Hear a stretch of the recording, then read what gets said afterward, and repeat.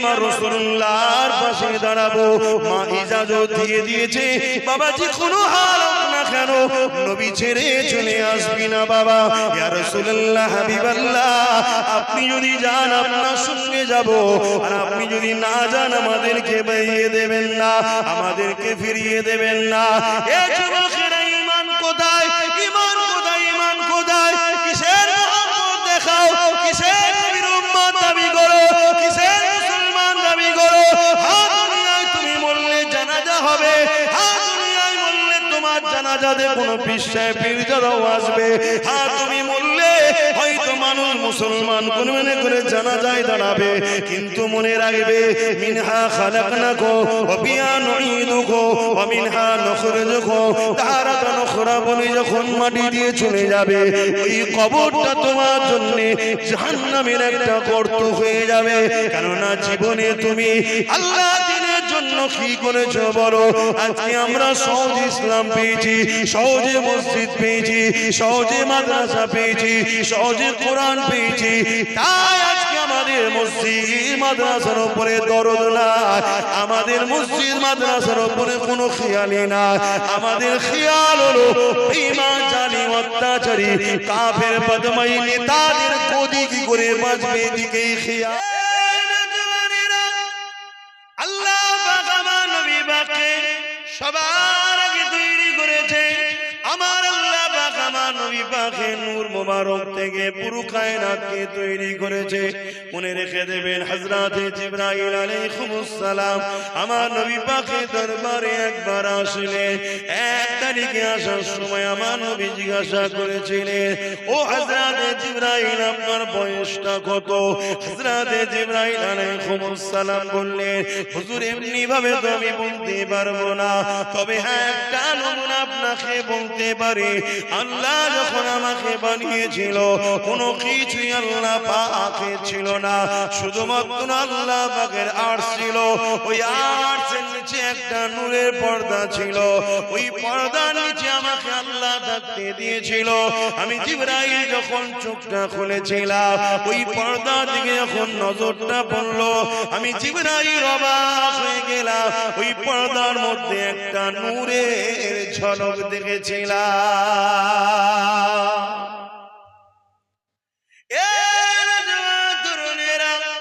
হযরতে জিবরাইল আলাইহিস সালাম আমার নবী পাককে বলতে লাগলেন, এ আমার রাসূলুল্লাহ, ওই তারাটাকে দেখার পরে আমি জিবরাইল ওই তারাটার বড় দিবানা হয়ে গেলাম।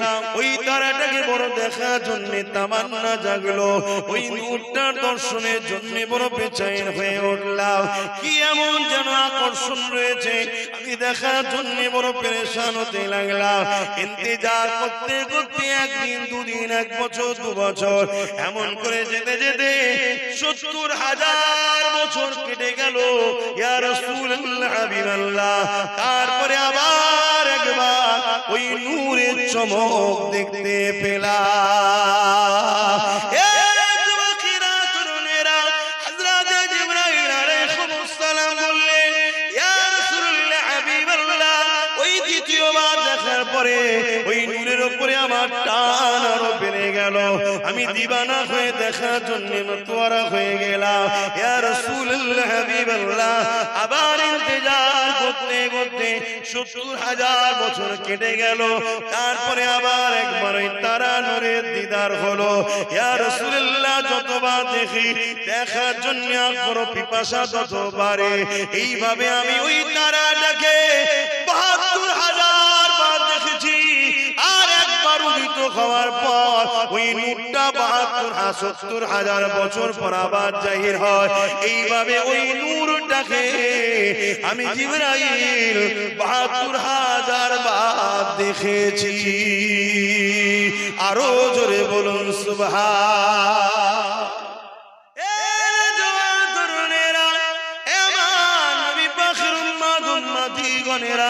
আল্লাহ নবীকে মুহাব্বত করে ভালোবাসে, পিয়ার করে। আমার রাসূলুল্লাহ শান মর্যাদা আল্লাহ কতটা দিয়েছেন শোনেন। আমার নবী পাক দুনিয়ার জমিনে কিভাবে এসেছিল সবই আপনারা জানেন।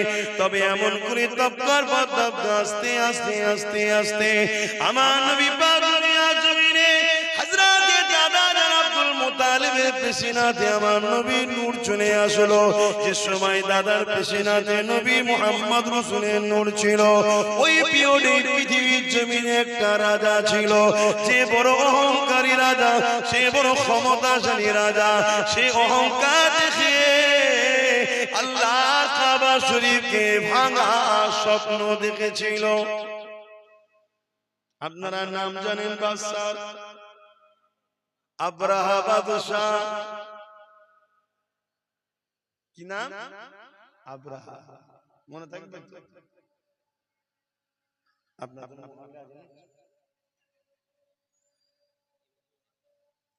আব্রাহা বাদশাহ, কথা বুঝে আসছে? এই বাদশাহ সে বিশাল সৈন্য তৈরি করেছে। কি জন্যে? আল্লাহর ঘর কাবাকে ভেঙে ফেলবে। আজকে আমার জালিম বিশ্ব জুড়ে ঘুরছে না, ঘরে না আল্লাহর ঘরগুলোকে অপমান করার জন্য।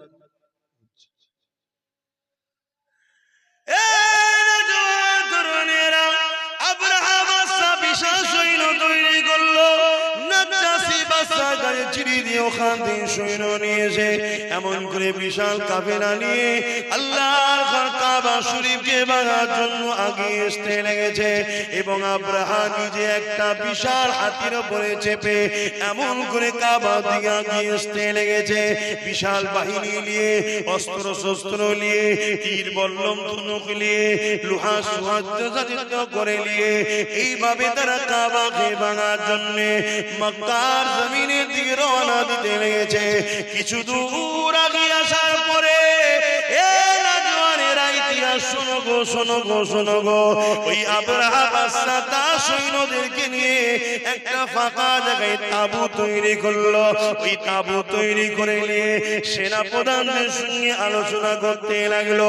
কিছুতে একটা বাহানা দরকার, এমনি এমনি ডাইরেক্ট কি করে হামলা করে কিছুতে একটা বাহানা তৈরি করতে হবে। বুদ্ধি পরামর্শের মধ্যে উঠে এলো মক্কার মানুষেরা উট গৃহপালিত পশু লালন পালন করে, বিভিন্ন এলাকায় সেগুলোকে চরণের জন্য ছেড়ে দেওয়া হয়, ওগুলোকে বন্দী করে নেওয়া হোক। তারা বন্দী যখন করবে, তারা এই বাহানায় আমাদের সঙ্গে কথা কাটাকাটি করবে। ওই কথা কাটাকাটিতে আমরা তাদের উপরে হামলা চালিয়ে দেব। কথা মতো কাজ হয়ে গেল। মক্কার মানুষের উটগুলোকে বন্দী করতে লাগলো। ওই বন্দির মধ্যে আল্লাহ নবীর দাদা যান হযরত আব্দুল মুত্তালিব হুজুরের 200 উট ছিল। ওই উটকেও আব্রাহা বাহিনী বন্দী করে ফেললো। কিন্তু কেন বন্দী করলো? যাতে করে তারা এসে কথা কাটাকাটি করে, এই সুযোগে আমরা লড়াইয়ের একটা রাস্তা পেয়ে যাই। যেমন আজকের আব্রাহা বড় চেষ্টা করছে, এটা বাহানা খুঁজছে, পায়ের উপরে পা দিয়ে ঝগড়া করছে না, করে না। কখনো টেনে মারছে, কখনো চাকরি করতে গেছে মারছে, কখনো মিডিয়ার মাধ্যমে গাল দিচ্ছে, কখনো আল্লাহর নামে লাইটিং এ উল্টো পাল্টা করছে, কখনো একটা ফটো টাঙিয়ে দিয়ে তাতে ইটা সিটা লিখে দিচ্ছে। কি হচ্ছে না হয়? এটা বাহানা খুঁজছে যাতে করে একটা ঝগড়া করা যায়। শুনছেন তো নাকি? এই বাহানা খুঁজতে খুঁজতে খুঁজতে লাস্টে এমনও খুঁজছে যে এই মসজিদে এই আছে, ওই মসজিদে ওই আছে, ওই মসজিদে ওই আছে, এরকম সব করছে না, করছে না। এমনকি এর আগে কি করেছে? মসজিদের সামনে বাঁদর নাচানোর মতো নেচে উঠছে। এই কথা বুঝছেন না? তবে এই সব কিছুর পিছনে আমাদের কথা বলছো না তো? আচ্ছা, দোষ আছে ভাই, একটু দোষ আছে।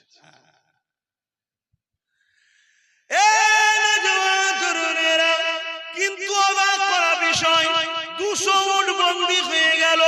মক্কার মানুষের অন্যদেরও উট বন্দী হয়ে গেল। কোন ভুরুক্ষেপ নেই, কেউ লোক পাঠায়নি, কেউ খোঁজ নিতেও আসেনি, কেউ কথা বলতে আসেনি। ঠিক আজকে এরকমই হয়েছে, হাজার জায়গায় মারা হয়েছে, হাজার কিছু ঘটনা ঘটছে, আমরা কোনো গুরুত্বই দিইনি। তাই পেরেশান করে যেতে লেগেছে যে কি ব্যাপার, কিছু হচ্ছে না কেন। আব্রাহা সেদিন পেরেশানে পড়ে গিয়ে লাস্টে নিজে থেকে একটা দূত পাঠিয়ে দিল। আমার রাসূলুল্লাহর মক্কা মক্কার জমিনে ওই দুধ যখন চলে আসলো, ওই দুধ এসে জিজ্ঞাসা করতে লাগলো এই মক্কার চেয়ারপারসন কে আছে, এই মক্কার দায়িত্বে মেন কে রয়েছে। আরে আমার রাসূলুল্লাহর দাদা হযরত আব্দুল মুত্তালিব, তিনি মক্কা তখন গভর্নর ছিলেন, দায়িত্বে ছিলেন, আল্লাহর কাবার রক্ষণাবেক্ষণ তিনার হাতে ছিল। তাই এমন করে লোকেরা নিয়ে গিয়ে আব্দুল মুত্তালিব হুজুরের সামনে দাঁড় করিয়ে দিল।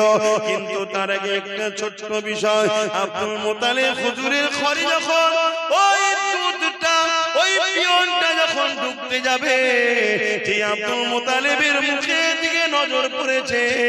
ওই আব্রাহার পিয়নটা, আব্রাহার লোকটা, আব্রাহার বানানো দুধটা সঙ্গে সঙ্গে আব্দুল মুত্তালিব আমার রাসূলুল্লাহর দাদার কপালে পায়ের কাছে মাথা নত করে সিজদায় পড়ে যায়। আমার রাসূলুল্লাহ দাদা বলেছিলেন, বাবা তুমি মাথা তোলো, কেননা সিজদা একমাত্র আল্লাহর হবে, অন্য কারণ। রাসূলের দাদার মুখের দিকে যেই তাকিয়েছে, মাথা নত করে সিজদায় পড়ে গেছে। কারণ আগেকার সময়ে রাজাদের কাছে মানুষ মাথা নত করত, শুনছেন তো নাকি? আবার নতুন করে এই সিস্টেম চালু করতে চাইছে। এই সিস্টেমের সবচেয়ে বড় বাধা হয়ে দাঁড়াচ্ছে ইসলাম। ইসলাম এক আল্লাহ ছাড়া কারো সিজদা কি ইজাজত দেয় না। অসুবিধা হচ্ছে নাকি আপনাদের? আমার রাসূলের দাদা কি বলেছিলেন? সিজদা একমাত্র কার? আল্লাহ। এ থেকে কি বুঝে যাচ্ছে? রাসূলের দাদা বলুন ইসলামের উপরেই ছিল, জোরে বলুন সুবহানাল্লাহ। দ্বীনে ইব্রাহিমে ছিলেন, জোরে বলুন সুবহানাল্লাহ। তখন ইব্রাহিম নবীর দ্বীনের উপরে কায়েম ছিলেন। কথা বুঝা? কিন্তু আজ আমাদের কাছে সমাজে কিছু কথা শেখানো হয়। সে কথা হলো কি, যে রাসূল পাক সাল্লাল্লাহু আলাইহি সাল্লামের আব্বা আম্মা জান্নাতি না জাহান্নামী? প্রশ্ন করা হয় না, হয় না? এই এক চক্রান্ত আমাদেরকে যারা মিটাতে চাই, তাদেরই অর্থে চলা মুনাফিক দালাল উলামাদের। কথা বুঝা? আরে আমার নবীর দাদা যদি এক আল্লাহ মাননেওয়ালা হয়, তিনার নবীর দাদার ছেলে হযরত আব্দুল্লাহ আমার নবীর আব্বাজান, তিনিও ইসলাম ও আম্মা আমিনা ইসলামের উপরে ছিলেন, জোরে বলুন সুবহানাল্লাহ। আমি বুঝাতে পারছি? আমরা অনেকে মনে করি ইসলাম আমার নবী থেকে শুরু হয়েছে। না, ইসলাম বাপ আদম থেকে শুরু। আমার নবী কমপ্লিট করে সিল মোহর করে দিয়ে গেছে, জোরে বলুন সুবহানাল্লাহ। বাবেরা নওজওয়ানেরা ওই জায়গাতে আসি, আমার নবী পাকের দাদার কপালে তখন আমার নবী পাকের নূর মুবারক রক্ষিত ছিল। আমার নবী পাকের নূরের চমকেতে এমন করে আব্রাহা বাদশাহ সেনাপ্রধান এবং তিনার উজি সিজদাতে পড়ে যেতে লাগলো। অনেক বড় কথা এমন করে বলতে লাগলো, এ আব্রাহা বাদশাহ বলতে লেগেছে, এ মক্কার গভর্নর, এ মক্কার দায়িত্বে যিনি রয়েছেন আব্দুল মুত্তালিব, আমাকে আব্রাহা বাদশাহ পাঠিয়েছে এমন করে মক্কার উপরে হামলা করবে। আমাদের লক্ষ্য কাবা ঘরকে ভেঙে দিয়া তোমাদের সঙ্গে কোনো লড়াই করা নাই, তোমরা সাইড হয়ে যাও, সাইড হয়ে যাও, আমরা আসবো কাবাকে ভাঙবো আর চলে যাব, এটাই হলো আমাদের লক্ষ্য। আমার রাসূলুল্লাহ দাদা কি উত্তর দিয়েছিলেন শোনো, তোমার বাদশা আব্রাহাকে যে বলকে যাও আমার 200 উটকে বন্দী করেছে, ওই 200 উটের মালিক আমি, আমার 200 ইট আমাকে ফিরিয়ে দিতে বলো। কাবার মালিক যিনি, তিনি তিনার ঘর দেখে নেবে। আরো জোরে বলুন সুবহান।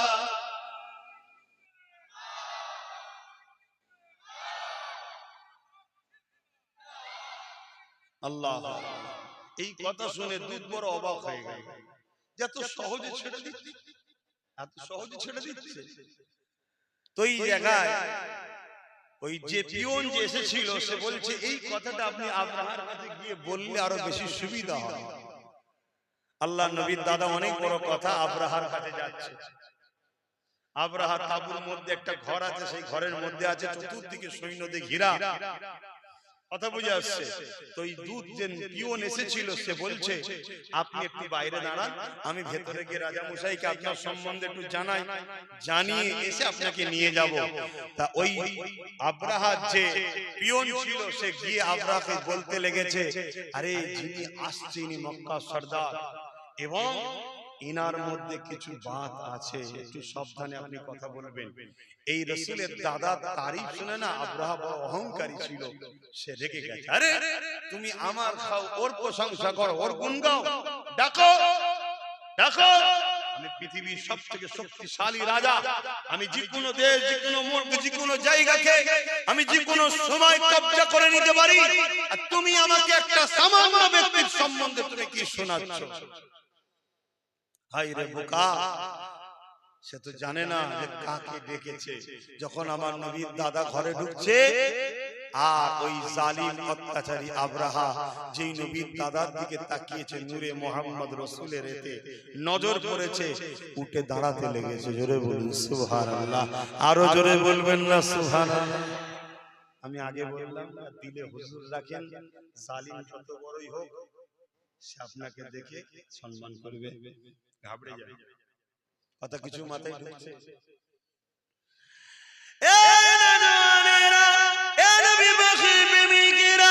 আল্লাহ নবী নবী দাদা জানে শুনে আব্রাহার অনেক কিছু কথাবার্তা হলো। কথাবার্তা হওয়ার পরে একটাই জায়গায় দাঁড়ালো। আল্লাহ নবী দাদা বলতে লাগলো, আমি উটের মালিক, আমাকে উট দিন, আমি চলে যাব। কাবার মালিক যিনি তিনি কাবা দেখে নেবে। এই সময় আব্রাহা চিন্তা করতে লাগলো হয়তের মধ্যে কোনো ফন্দি থাকতে পারে।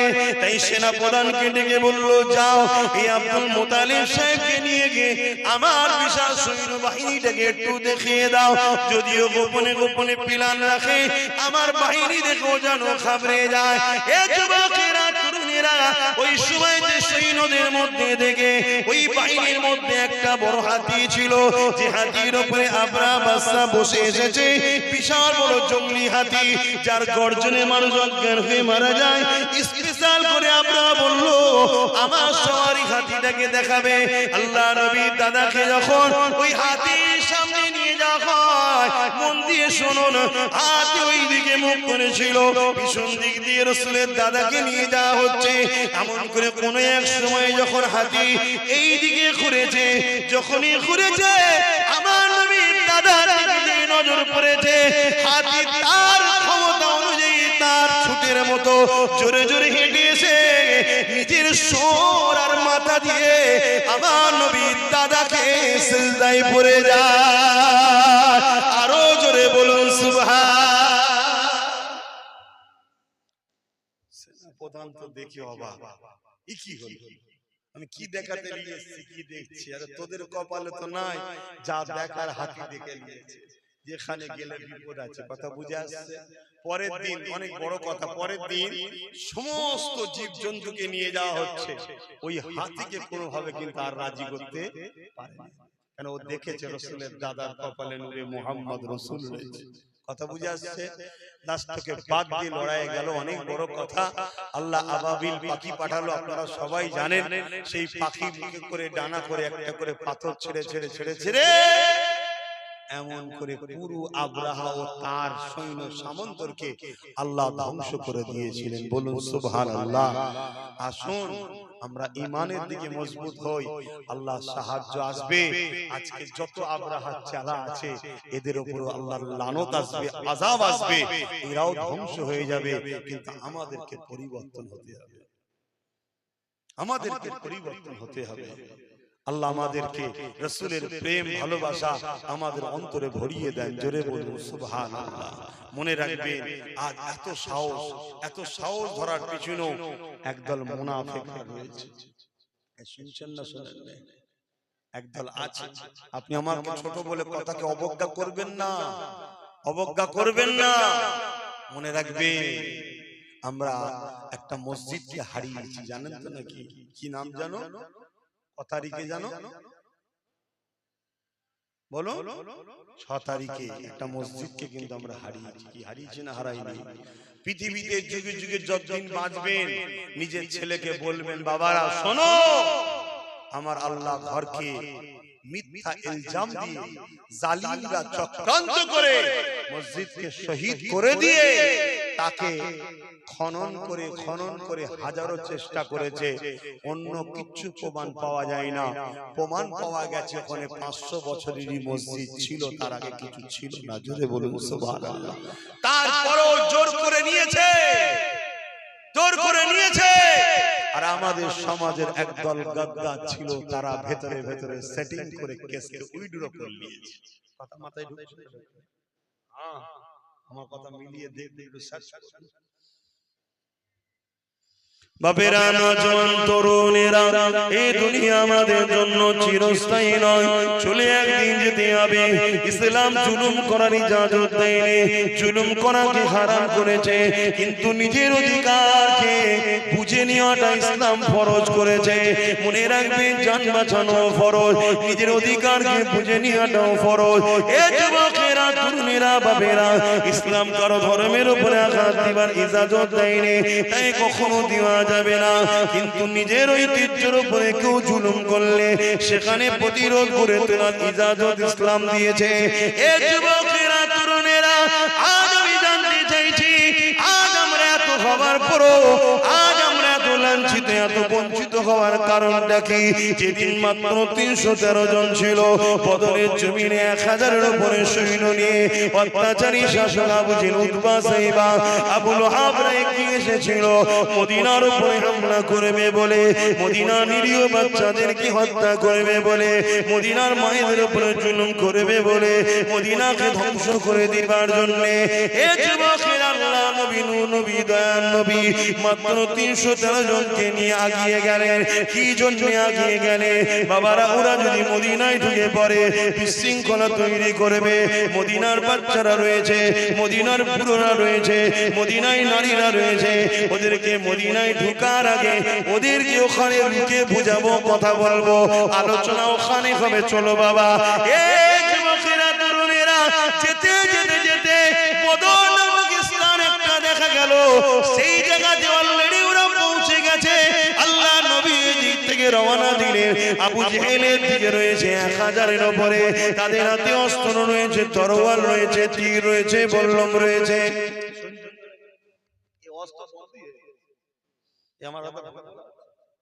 এই ওয়াজ বন্ধ হয়ে গেছে, জানেন? এই কথা আমার বুঝছেন না? এই ওয়াজ কেন হয় না? এই ওয়াজ করলে আজকে জালিমরা ভাড়া দেবে না, বেশিরভাগ সব ভাড়াটিয়া বক্তা। বোঝেন না কি বোঝেন না? এই ওয়াজ মাদ্রাসায় পড়ানো বন্ধ হয়ে গেছে। এই শুনছেন না আপনারা? এবার বলেন তো, আপনি করছেন কেন? আমি আমার ঈমানি দায়িত্ব পালন করছি, না কিয়ামত দিন আল্লাহ আমায় জবাব দিতে হবে আল্লাহর কাছে। আমি এই ওয়াজ করার জন্য ডায়ে বায়ে সামনে পিছনে সব আমার দুশমন হচ্ছে, আমি বুঝতে পারছি, কিন্তু পুরো পৃথিবীও দুশমন হয়ে গেলে আমি কিচ্ছু দাম দিই না। কেন? কি করতে পারবি তোরা বল? কি করতে পারবি? খুব জোর জোর মেরে ফেলবি তো? এর চেয়ে বেশি বেশি করতে পারবি? মরবো তো একদিন বটে। মরবো না? মরবো না? কবে মরবো? যেদিন আছে, যেদিন লেখা আছে। আছে না? না, লিখবে পরে। লিখা হয়ে গেছে না, পরে লিখা হবে? কথা বলছে না তো? লিখা আছে না, লিখবে? এই লিখা চেঞ্জ হবে? ঈমান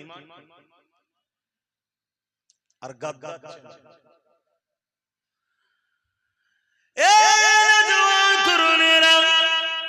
আল্লাহ নবী 313 জনকে নিয়ে এগিয়ে যাচ্ছে, যারা আমল করে কোন হাতে অস্ত্র না, ঘোড়া উঠো নাই, খালি পায়েতে মরুভূমির ওপর দিয়ে হেঁটে হেঁটে যেতে লেগেছে। এমন করে হাতে খাজুরের ডাল রয়েছে, আর সামনে দিকে যে কাফেলা রয়েছে, যারা কিনা মক্কা থেকে 430 কিলোমিটার দূরে এসে এমন করে আগে এসে তারা দেখা যায় এমন করে হাতে অস্ত্র রয়েছে, তীর রয়েছে, বল্লম রয়েছে, সব কিছু নিয়ে তারা এমন করে বদর নামক স্থানে হাজির হয়ে গেছে মদিনার উপরে হামলা করবে বলে। আল্লাহ নবী সেখানে তাদেরকে দাঁড় করিয়ে দিলেন। এ যুবকেরা, যুবকেরা তরুণীরা বাপেরা তারা কোনো কথা শুনতে রাজি নয়। তারা বলতে লেগেছে এই সুযোগে মেরে দে, এই সুযোগে মেরে দে, কেননা আমাদের সংখ্যা 1000 আর মুহাম্মাদের সংখ্যা মাত্র 313 জন। আমাদের হাতে অস্ত্র রয়েছে, মুহাম্মদ খালি হাতে রয়েছে, আমাদের হাতে তীর বল্লম রয়েছে, ওদের হাতে খালি হাতে রয়েছে, আমাদের গায়ে লোহার জামা রয়েছে, ওদের গায়ে কোন রকম ভাবে কাপড় রয়েছে, আমরা ঘোড়ার পিঠে ঘোড়ার পিঠে রয়েছি, ওরা তো খালি পায়ে রয়েছে। এই একটা মৌকা, এদেরকে মেরে দে মেরে দে। আজও কেউ যদি মনে করে এই একটা মৌকা, সব জায়গায় আমরা, সব জায়গায় ক্ষমতা আমাদের, সব জায়গায় আমরা বসে আছি, সামনে আমরা, পিছনে আমরা, উপরেও আমরা, চারিদিকে আমরা, এই সুযোগে মেরে দে, এই সুযোগে দেখেলে তাহলে জালিমদেরকে জানিয়ে দি, মনে রেখে দিও মারনেওয়ালার থেকে বাঁচানেওয়ালা অনেক বড়। আরো জোরে বলুন সুবহান।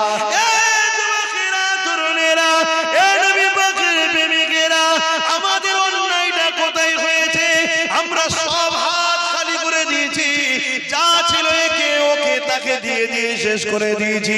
কখনো একবারও ভাবলাম না নিজের বাচ্চার ভবিষ্যতের কথা, কখনো একবার ভাবলাম না নিজের মসজিদ মাদ্রাসার কথা, কখনো একবার ভাবলাম না নিজের ঐতিহ্যের কথা, কখনো একবার ভাবলাম না নিজের ভবিষ্যৎ বাচ্চাগুলোর কি হবে। আর দুনিয়া জমিনে সামান্য ভিক্ষাতে আমরা বিক্রি হতে হতে হতে আজ এমন একটা জায়গায় পৌঁছে গেছি। এ যুবকেরা তরুণীরা বাবেরা চতুর্দিক থেকে আমাদেরকে মিটাবার জন্য চেষ্টা শুরু হয়েছে। তারপরও কিন্তু বলে যায় চিন্তার কোনো কারণ নেই, শুধু রোডটা চেঞ্জ করে আমার রাসূলুল্লাহর কদমে নিজেকে জুড়ে দাও। মুস্তাফার গোলামের জন্য হাসবুনাল্লাহু ওয়া নি'মাল ওয়াকিল, আমার আল্লাহ যথেষ্ট।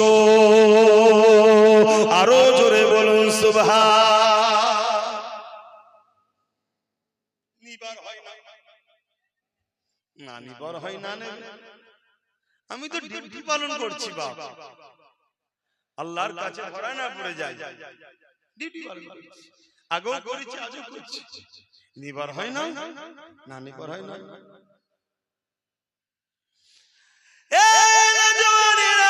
আবু জেহেল কিছুদিন রাজি নয়, কিছুই বুঝতে চাই না। ও বুঝতে পেরেছে সুযোগে যদি না কাজে লাগায় আর সুযোগ পাবো না, কেননা সুযোগ আসবে না।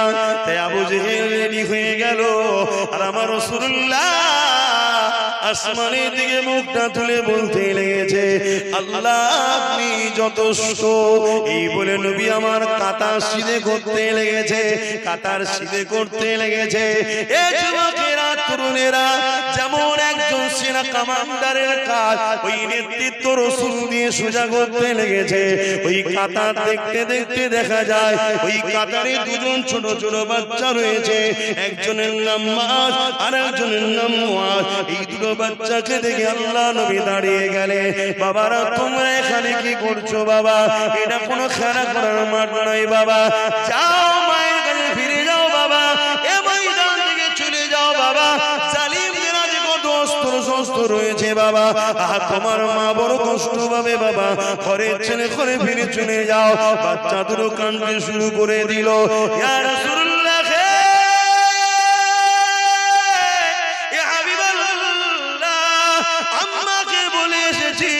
আমি আমার রাসূলুল্লাহর পাশে দাঁড়াবো। মা ইজাজত দিয়ে দিয়েছে, বাবা যে কোনো হাল হোক না কেন নবী ছেড়ে চলে আসবি না বাবা। ইয়া রাসূলুল্লাহ হাবিবাল্লাহ আপনি যদি যান আপনার সঙ্গে যাব, আর আপনি যদি না যান আমাদেরকে বেরিয়ে দেবেন না, আমাদেরকে ফিরিয়ে দেবেন না। এ যুবকেরা ঈমান কোথায়, ঈমান কোথায়, ঈমান কোথায়? কিসের মুহাম্মদ দেখাও, কিসের নবীর উম্মত দাবি করো, কিসের মুসলমান দাবি করো? হ্যাঁ দুনিয়ায় তুমি বললে জানাজা হবে, হ্যাঁ দুনিয়ায় বললে তোমার জানাজাতে কোনো পীর সাহেব পীরজাদাও আসবে, হ্যাঁ তুমি বললে হয়তো মানুষ মুসলমান কোন মনে করে জানাজায় দাঁড়াবে, কিন্তু মনে রাখবে মিনহা খালাকনাকুম ওয়া ফিহা নুঈদুকুম ওয়া মিনহা নুখরিজুকুম তারাতান উখরা বলে যখন মাটি দিয়ে চলে যাবে, ওই কবরটা তোমার জন্য জাহান্নামের একটা গর্ত হয়ে যাবে। কেননা জীবনে তুমি আল্লাহ দ্বীনের জন্য কি করেছো বলো? আজকে আমরা সহজ ইসলাম পেয়েছি, সহজে মসজিদ পেয়েছি, সহজে মাদ্রাসা পেয়েছি, সহজে কোরআন পেয়েছি, তাই আজকে আমাদের মসজিদ মাদ্রাসার উপরে দরদ না, আমাদের মসজিদ মাদ্রাসার উপরে কোনো খেয়ালই না। আমাদের খেয়াল হলো বেঈমান জালিম অত্যাচারী কাফের বদমাই নেতাদের গদি কি করে বাঁচবে এদিকেই খেয়াল। ভুল বললাম না? কষ্ট হয়ে গেল? কিচ্ছু আসবে না, কিন্তু সবাই উঠে চলে যাও তাও আসবে না। মাদ্রাসা কি করে হবে? হবে না তো কি হয়ে যাবে? যদি মাদ্রাসা না হয় আমার অসুবিধা আছে? কথা বলছো না? এই মাদ্রাসা কি আমার ঘর নাকি? আমার পেরেশান, আমার ঘর হবে না, আমি থাকবো কোথায়, শোবো কোথায়? এ তো আল্লাহর দ্বীনের শিক্ষা দিবার ঘর, এ তো রাসূলুল্লাহর ঘর। তা আল্লাহর দ্বীনের শিক্ষা দিবার ঘর আমি কি করতে পারি? এ তো আল্লাহ করায়, আমার দ্বারা, তোমার দ্বারা, ওর দ্বারা, ওর দ্বারা আল্লাহ করিয়ে নেয়। জোরে বলুন সুবহানাল্লাহ। যার কপাল ভালো হয় সে ফিরে থাকে। এই শুনছেন কি বলছি? আজকে আমাদের ঈমান কোথায়? দুটো ছোট ছোট বাচ্চা, তারা যেতে চাইছে না, উপর দিকে অস্ত্র তরোয়ালে ঝংকার হচ্ছে, একে অপরের তরোয়ালে মারছে, তার একটা আওয়াজ হচ্ছে, মানে ভয় দেখাচ্ছে। কথা বুঝছেন না? আজকে আমাদের ভয় দেখাই না, দেখাই না, কোথায় কিছু নাই বেরিয়ে পড়েছে, এক গাদা নিয়ে দুম দামের আনন্দ করছে, দেখছেন না? কিন্তু যারা ঈমানদার হয় তারা সে ভয় করে। কারণ ঈমানদাররা মায়ের পেটে যখন ছিল তখন হোসাইন শুনেছে, কোলে কোলে বড় হয়েছে ইমাম হোসাইন শুনে শুনে। জোরে বলুন সুবহানাল্লাহ। কি গো বল, আমরা সব ভয় লাগে না? হ্যাঁ, যাদের ঈমান দুর্বল হয়ে গেছে তারা কি হবে, কি হবে, কি হবে, সব কি হবে, চলো ওদের সঙ্গে না মিশে থাকলে হয়, যা 2-500 পেয়েছি ওই ঠিক আছে, আজকাল মেরে ফেলবে, কোনো দরকার নেই বাবা, এই ছয় এর সাথে থাকি হয়তো বেঁচিয়ে দেবে। হ্যাঁ, জানা জীবনে মনে রাখবে যে জার্সি গরু হোক আর গাই গরু হোক, উজড়ি উজড়ি হয়। কি গো ভুল বললাম নাকি? তুমি যতবার চাই দিয়ে ধো, পরিষ্কার করো, আর করো, রান্না করে যখন দেবে, কি এটা ভাই কথা কিছু মাথায় ঢুকলো আমি কি বলছি? হ্যাঁ, বুঝার হয় বুঝে নাও, না বুঝার হলে আর কি বুঝাবো বল? কোদাল দিয়ে যখন কবরে দিয়ে আসবে ফেরেশতা দিয়ে আল্লাহ বুঝিয়ে দেবে ওখানে বলদারে যা।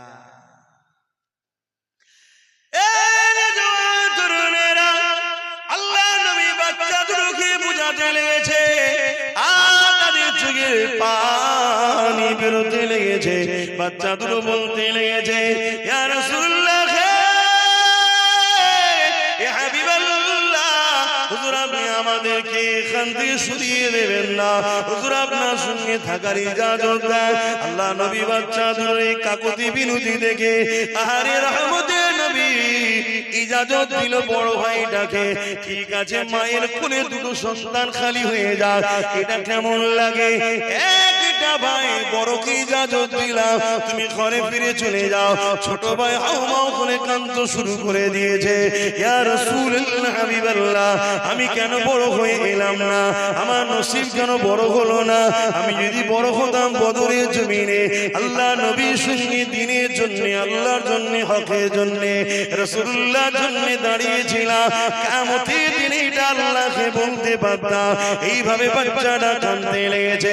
হঠাৎ করে আল্লাহ বাচ্চার মাথায় বুদ্ধি দিয়েছে, বাচ্চা বলে উঠল, ইয়া রাসূলুল্লাহ, হাবিবাল্লাহ, লড়াইয়ের ময়দানে বড় ছোট তো ব্যাপার নয়, যার ক্ষমতা বেশি তাকেই কাজে লাগানো যায়। ইয়া রাসূলুল্লাহ, হাবিবাল্লাহ, ও আমার থেকে বড় হতে পারে, কিন্তু ওর থেকে আমার ক্ষমতা বেশি, আপনি কুস্তি লাগিয়ে দেখো, আমি ওকে পরাজিত করে দেবো।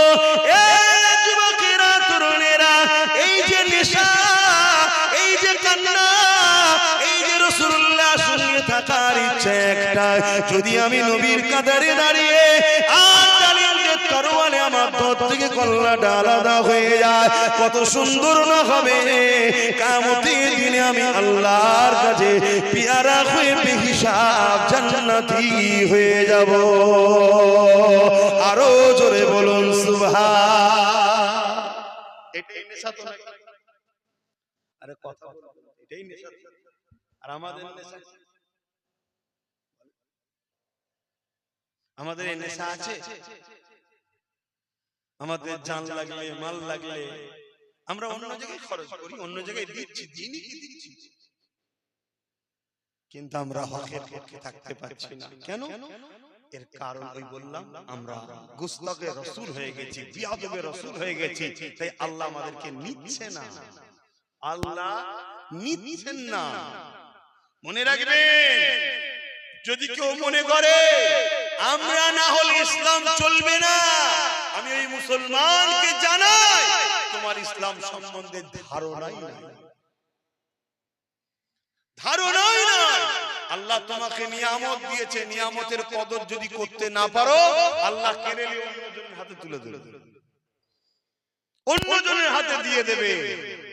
দেখো না, যে বাবরি মসজিদে প্রথম আঘাত করেছিল তাকেই আল্লাহ কালেমা পড়ালো, তার হাতে 100-এর উপরে মসজিদ আল্লাহ বানিয়ে নিল। জোরে বলুন সুবহানাল্লাহ। আরো জোরে বলবেন না সুবহানাল্লাহ? নারী দিবে। ইসলামের জন্য আমাদেরকে এগিয়ে আসা দরকার আছে না? কিন্তু আমরা কোথায়, আমরা কোথায় আমার জানা নাই। আল্লাহ কালাম মাহফিলে তো অনেক মানুষ এসেছে, আমার মনে হয় এর পরও প্রচুর মানুষ এখনো মানে এই দিক দিয়ে আড্ডা দিচ্ছে, আমার মনে হচ্ছে ধারণা। তাহলে বলুন আমরা কোথায়?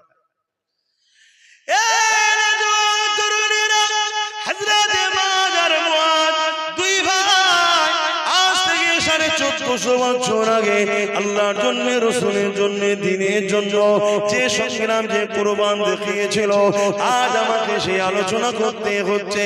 কেননা তিনি আল্লাহর পেয়ারা হয়েছে, তিনারা নবীর পেয়ারা হয়েছে। এ যুবকেরা, তরুণেরা, বাপেরা, দুই ভাইতে কুস্তি লড়াই শুরু হয়ে গেল। ছোট ভাই বড় ভাইকে বলতে লেগেছে, ভাই আপনি তো বড়, আপনার সঙ্গে আমি কি করে পারি, কিন্তু আমার মাথায় এসেছে আপনি যদি ইচ্ছা করে একটু পরাজিত হয়ে যান, আপনি বড় হিসাবে চান্স পেয়েছেন, আর আমি ক্ষমতা আছে বলে চান্স পেয়ে যাব, আপনিও জান্নাতি হয়ে যাবেন, আমিও জান্নাতি হয়ে যাব। ভাই আপনি কি রাজি? এতে নয়। এ যুবকেরা, তরুণেরা, বাপেরা, কথা মতো কাজ হয়ে গেল। ছোট ভাই যখন বড় ভাইকে আঘাত করলো, হালকা করে টাচ দিল, বড় ভাই জমিনে পড়ে গেল, আর ছোট ভাই বুকের উপরে বসে পড়লো, পরে বলতে লেগেছে, আর রাসূলুল্লাহ হাবিবাল্লাহ, দেখেন দেখেন আমার ক্ষমতা বেশি, আমি আমার ভাইকে পরাজিত করে দিয়েছি। আল্লাহ নবী মুচকি হাসলেন, নবী আমার সবই তো বুঝতে পারলেন। আল্লাহ নবী এদের ভালোবাসা দেখে আসমানের দিকে দুটো হাত তুলে বলতে লেগেছে, আল্লাহ এদের উপরে আমি রাসূলুল্লাহ রাজি হয়ে গেছি, আপনি রাজি হয়ে যান। আমার আল্লাহ আওয়াজ দিয়ে দিলে, হে আমার হাবিব রে, আজ বদরের ময়দানে আপনার পাশে যারা দাঁড়িয়েছে, আমি আল্লাহ তাদের আগে পিছু সমস্ত গুনাহ মাফ করে দিয়ে জান্নাতি ঘোষণা দিলাম। এ যুবকেরা, তরুণেরা, এ নবী পাকের প্রেমিকেরা, অত সহজ নয় গো জান্নাত যাওয়া, অত সহজ নয় গো ঈমান, অত সহজ নয় গো মুহাব্বত বলা। হ্যাঁ, সহজে মুখ দিয়ে বলা যায়, ইয়া রাসূলুল্লাহ আপনাকে ভালোবাসি, ইয়া হাবিবাল্লাহ আপনাকে ভালোবাসি, ইয়া রাসূলুল্লাহ আপনাকে মুহাব্বত করি, এটা বলা অনেক সহজ ব্যাপার, কিন্তু হাকিকাতে মুহাব্বত দেখানো অতটা সহজ নয়। আজ আল্লাহ আমাদেরকে পরীক্ষা নিতে শুরু করেছে। এ যুবকেরা, তরুণেরা, সেদিন সাহাবাদের পরীক্ষা ছিল, ওই পরীক্ষাতে সাহাবারা কেমন ভাবে কামিয়াবি হয়েছে। এ যুবকেরা, তরুণেরা, এই বিশাল লড়াই শুরু হয়ে গেল। 313 জন, তিনাদের হাতে কিছুই ছিল না, তথাপি আল্লাহ নবী নূর নবীর সাথে সাথ দিল। আল্লাহ পাক ফেরেশতা পাঠিয়ে এই 313 জন অল্প সংখ্যক হাত খালিওয়ালা লোকগুলোকে অস্ত্রধারী জালিমদের কাছে আমার আল্লাহ পাক কামিয়াবি দিয়ে দিয়েছিলেন। আরো জোরে বলুন সুবহান। সেই আল্লাহ আজও আছে না নাই? ক্ষমতা কমে গেছে নাকি? আমি সবাইকে জিজ্ঞেস করছি, পিছনের ভাইয়ের আমার উপরে কিছু বেজার নাকি? একটু সরাসরি দেন, ক্ষমতা আছে না? তাহলে সেই আল্লাহর ভরসায় হকের পক্ষে দাঁড়াতে আমাদের আপত্তি আছে? কি গো, আমার দিলে তোমার দিলে নবীর প্রেম ভালোবাসা ভরাতে হবে, জান মাল নবীর রাস্তায় আল্লাহর রাস্তায় কুরবানি করতে হবে, তবেই তো আমরা কামিয়াবি হব, আল্লাহ সাহায্য পাবো। কখনো যদি প্রয়োজন হয় এই কামিয়াবিতে নিজেদের জানমাল কুরবান করতে, আমরা কি পিছপা হয়ে যাব? একটু আল্লাহকে সাক্ষী রেখে বলেন, পারবো তো নাকি? মারহাবা, নারে তাকবীর, নারে জিহাদ, নারে জিহাদ। আরে আমি ছোট করে একটু টিপে দেখবো 20টা লোক বলেন তো দেখি মাদ্রাসা নবীর ঘরে 5000 টাকা দিতে পারবে? দেখি এনতে 20টা লোক পারবে কি? মহব্বত তো অনেক আছে বাপ, আমি সবই জানি, কিন্তু পরীক্ষা তো দিতে হয়। যে মাদ্রাসাকে আজ মেটাতে চাইছে, আমি এই মাদ্রাসাকে তৈরি করব, তার জন্য 5000 টাকা দেবো। এখন থেকে এখন না হয় পরে দিয়ে দেবেন, বেশি দেরি করবেন না, কেন কাজ শুরু হবে। বলুন 5000 টাকা 20টা মানুষ, বলুন কে কে দেখি হাত তুলে, দেখি হাতগুলো একটু গুনেলি, একটু হাতটা তুলবেন, গুনবো, হাতটা তুলবেন, একটা লম্বা করে হাত তুলে রাখুন, আমি গুনবো, তো 20টা হাত গুনবো, গুনে জলসা করব। এখানে বসে বসে লেখালেখি সিস্টেম নেই। হাতটা তুলুন, একটা, দুটো, তিনটে, চারটে, আর কই, পাঁচটা, আপনিও দেবেন, 6টা হয়েছে, 6টা হয়েছে, হাত নাবান। আচ্ছা কমসে কম 10টাই হোক। 6টার মধ্যে 7 নম্বরে কে আছে? 6টা হয়ে যায়, 4টে দরকার, তারপর আলোচনার দিকে যাবো, জলদি করে বলুন কি আছে। আর 4টে লোক দরকার, এই 4টের মধ্যে প্রথম কে হাত তুলে দেখি, কেউ আছে হাত তুলছে? এই 4টের মধ্যে প্রথম কে হাত তুলবে যে আমি 5000 টাকা দেবো, নবীর ঘরের ঢালাই হবে, এর জন্য আমি খরচ করব, সামনে বছরে যেন ইনশাআল্লাহ ঢালাই হয়ে যায়, আল্লাহ কবুল করে, বলুন আল্লাহুম্মা আমিন। কে আছে বলো? কি আমার উপরে যদি রাগ থেকে থাকে যায়, মাদ্রাসার ভালোবাসাই তো বলুন, রাগ আছে নাকি? আব্বাস সিদ্দিক একটু বেশি বোঝে তো বেশি বলে, অনেকের উপর আমার উপর রাগ আছে, আমি জানি, আমার কওমের লোকেদের রাগ বেশি হবে। এই 4টে মানুষ দরকার, এই 4টের মধ্যে প্রথম কে হাত তুলবে? হ্যাঁ হ্যাঁ, তাহলে আর 4টে লোকের, এতগুলো লোকের মধ্যে মাত্র 10টা লোকই হচ্ছে না যে আমরা 5000 টাকা নবীর ঘরে দেবো, নামটা লিখে নেন, নগদ থেকে নগদ দেন, একটু বলেন। আর 4টে আছে? দরুদ শরীফ, আল্লাহুম্মা সাল্লি আলা মাওলানা মুহাম্মদ ওয়া আলি। কে আছে একটু বলেন? 4টে ভাই লাগবে আমার, কি বাপ 4 জন দেন। কত ছেলের পিছনে খরচ করছেন, ভালো জিনিস, কিন্তু নবীর ঘরে তো একটু খরচ করেন, নবীর পিছনে একটু খরচ করেন, নবীর মাদ্রাসায়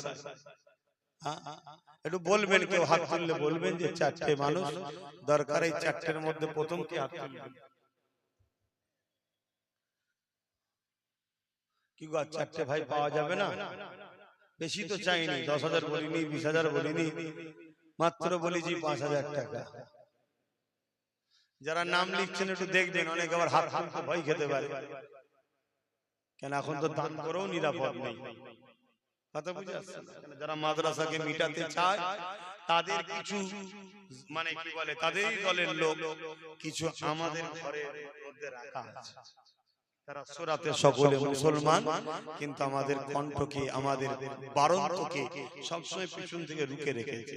তারা দেখে ও মাদ্রাসাতে খরচ করছে, তার মানে মাদ্রাসা হবে, মাদ্রাসা যখন হবে চলো ওকে টার্গেট করো, ওর উপরে জুলুম করো, হাজারো জুলুম আসলো বা আপনাকে হকের পক্ষে টিকে থাকতে হবে, তবে চির শান্তি। অত সহজ নাকি?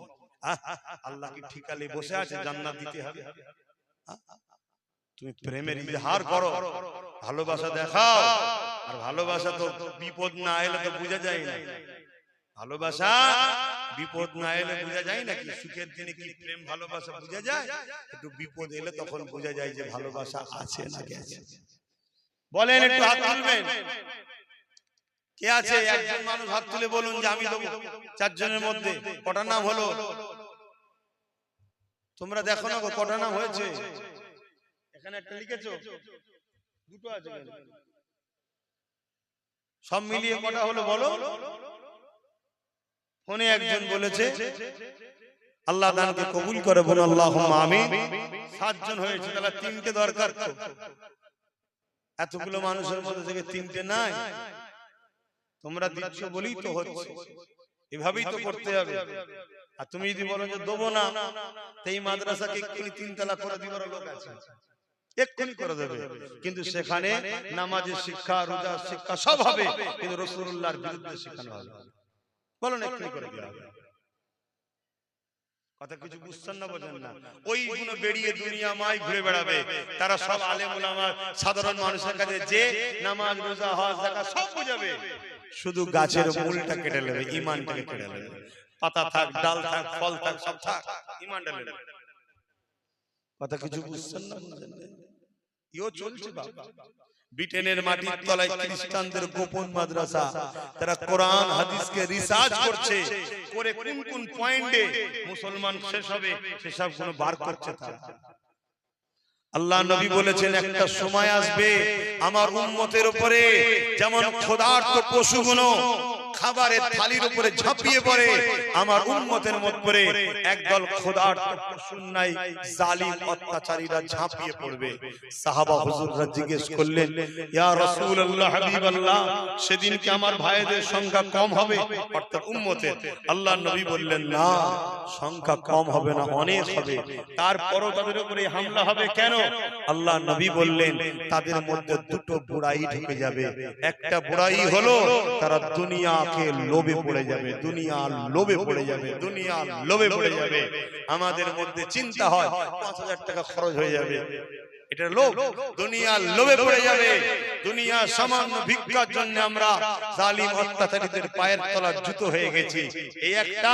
আর দ্বিতীয় নম্বর হলো তাদের অন্তরে আল্লাহর ভয় সরে গিয়ে দুনিয়ার ভয় ঢুকে যাবে। বাবা হক কথা বলবো না, ইমামতিটা চলে যাবে। হক কথা বলবো না, মিথ্যা কেস খেতে হবে। হক কথা বলবো না, জেলে চলে যেতে হবে। হক কথা বলবো না, তুরলি চলে যাবে। হক কথা বলবো না, ঝগড়া হবে। এসব ভয় ঢুকছে না, ঢোকেন? এক কথা বলছো না তো, এটা দুনিয়া। তাহলে ঢুকেছে তো নাকি? আল্লাহ আমাদেরকে হেফাজত করেন, বলুন আল্লাহুম্মা আমিন। আরো জোরে বলুন আল্লাহুম্মা আমিন। আর 3টে বান্দা বলুন 5000 5000 করে দেবে। কে আছে হাত তুলুন না গো ভাই, এর মধ্যে থেকে 3টে বান্দা হাত তুলুন যে আমি 5000 টাকা দেবো। সর্বপ্রথম কে হাত তুলবেন? আচ্ছা, আরেক ভাই হাত তুলেছে, আল্লাহ কবুল করে, বলুন আল্লাহুম্মা আমিন। 8টা হয়ে গেছে, আর 2টো আছে, দেখুন হয়ে যাবে, কিন্তু তাড়াতাড়ি করলে আমি দুটো কথা আরো বলতে পারি। আর 2টো হয়ে যাবে ইনশাআল্লাহ। দেখি এর মধ্যে থেকে হয় কিনা, আল্লাহ কবুল করুক, বলুন আল্লাহুম্মা আমিন। আরো জোরে বলুন আল্লাহুম্মা আমিন। আর 2টো বান্দা, এই 2টোর মধ্যে প্রথমে কে দিয়ে দেবেন বলুন? যে আমি 5000 টাকা দেবো। আল্লাহ কবুল করেন, আপনার রুজিতে বরকত দেন, আপনার কিসমত আল্লাহ বড় করেন। আল্লাহ দুনিয়া আখিরাতে আপনাকে বিপদ আপদ থেকে হেফাজত করেন, কিয়ামতের দিন নবীর শাফাআত নসিব করেন, এবং যারা দান করছে তাদের জন্য আল্লাহ এই দোয়া কবুল করে, বলুন আল্লাহুম্মা আমিন। কে আছে ভাই বলেন না? 2টো বান্দা লাগবে, তার মধ্যে থেকে কে আছে? আহা, কোথায় আমরা, কোথায় আমরা? বলেন নেই? চিন্তা করে দেখো, ভাবছেন হয়তো টাকা চলে যাবে, নিঃশ্বাসটা ফুরিয়ে গেলে সবই তো রয়ে যাবে। যেটুকু আছে নিঃশ্বাস যদি চলে যায় ওটাও তো রয়ে যাবে। অতএব দিয়ে যান, আখিরাতের কাজে লাগবে। আগেও দিয়েছে, অবশ্যই দিচ্ছেন বলেই তো হচ্ছে, চারিদিকে দিচ্ছেন। এই বল কি বলে মামুরাবাদ মাদ্রাসার জন্য আর কমসে কম 2টো মানুষ হাত তুলে বলবো 10,000 টাকা দেবে, নিয়ত করেছে, আল্লাহ তার দানকে কবুল করে, বলুন আল্লাহুম্মা আমিন। আরো জোরে বলুন আল্লাহুম্মা আমিন। আর একজন হামাদামাত আমার লালটু ভাই, সে 20,000 টাকা দেবে, আল্লাহ দানকে কবুল করে বলুন আল্লাহুম্মা আমিন। আল্লাহ ভাইদের রুজিতে কারবার ব্যবসা বাণিজ্য বরকত দেন বলুন আল্লাহুম্মা আমিন। আপনারা কি প্রতিজ্ঞা করেছেন না কেউ বলেছে দান করলে বিপদ আছে? কি গো, আর দুটো বান্দা বলেন না কে দেবেন? এই দুজনের মধ্যে প্রথমে কে হাত তুলবে? বলেন, তুমি কি করো? কি পারবে তো? আর আমার ভালোবাসার লোক বেশিরভাগ গরিব, বেশিরভাগ গরিব আমার ভালোবাসার লোক। কথা বুঝে আসছে? বড় লোক সব গরিবদের নিয়ে খেটে খুটে খায়। তবে ধনীদের থেকে গরিবরা 500 বছর আগে আল্লাহ পাকের জান্নাতে যাবে। দুনিয়ায় নাই 70 বছর কষ্ট, কিন্তু 500 বছর আগে জান্নাতে চলে যাবে। 9 জন হয়ে গেছে, আর একটা শেষ বান্দা বলে দেন কে দেবেন 5,000 টাকা। তারপর আমি আবার আলোচনায় যাচ্ছি, বলুন না তাড়াতাড়ি।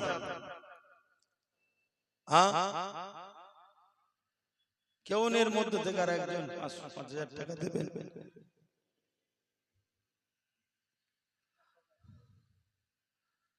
নটা বেজে কি বলে, 9টা হয়ে গেছে, আর একটা দরকার, বলেন তাড়াতাড়ি।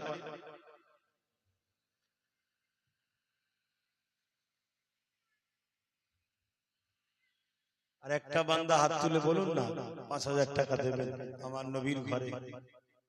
কি গো, আর দিল কাঁদছে, আর একটা লোক নেই? যে নবী আমার সারা জীবন আমাদের জন্য কেঁদেছে, আজও কাঁদছে, রওজা মুবারক। সেই নবী শাফাআত আল্লাহ আমাদের নসিবে কবুল করুক বলুন আল্লাহুম্মা আমিন। কিন্তু বাপ, দোয়া তো চাওয়া হয়, কিন্তু দরদও তো দেখাতে লাগে।